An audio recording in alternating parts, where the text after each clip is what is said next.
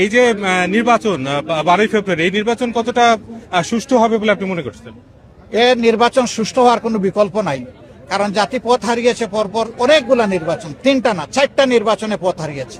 এখন জাতিকে পথে উঠতে হবে, এটাই হচ্ছে গণতন্ত্রের রোডম্যাপ। আমরা আশাবাদী যে কোনো মূল্যের বিনিময়ে এই নির্বাচনকে সুষ্ঠু করতে হবে এবং আমরা প্রতিজ্ঞাবদ্ধ। নির্বাচন কমিশনকে বলবো তারা যেন নিরপেক্ষভাবে শুধু তাদের দায়িত্বটা পালন করে, সময় মতো যেন তারা সাড়া দেয়, যেখানেই অনিয়ম সেখানে যেন ব্যবস্থা নেয়, তাহলে ইনশাল্লাহ নির্বাচন নিরপেক্ষ হবে, আমরা আশাবাদী।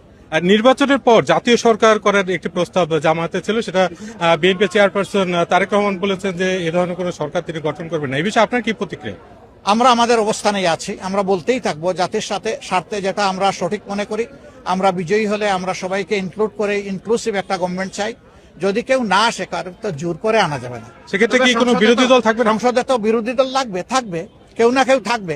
আরেকটি প্রশ্ন আপনার কাছে, যে আজকে 11টি নারী সংগঠন তারা এসে নির্বাচন কমিশনে গিয়েছিলেন এবং নির্বাচন কমিশনে আপনার প্রার্থিতা বাতিলের জন্য একটা স্মারকলিপি দিয়েছেন। তারা মনে করছেন যে কোট আনকোট আপনার বক্তব্যের মধ্যে নারী অবমাননাকর বক্তব্য ছিল এবং এর জন্য তারা এই দাবি করেছেন। এই বিষয়ে আপনার প্রতিক্রিয়া? এটা তারা ভালো জানেন। আমার বিরুদ্ধে একটা মিথ্যা অভিযোগ আনা হয়েছিল, সেটা ইতিমধ্যে ফয়সালা হয়ে গিয়েছে। এখন তারা কি জন্য গিয়েছেন এর উত্তর তারাই ভালো দিতে পারবেন। আর আমি এটাকে কোনো সমস্যা হিসাবে দেখি না। একজন যেতেই পারে, এটা তার ফ্রিডম অফ এক্সপ্রেশন, সে চাইতে পারে।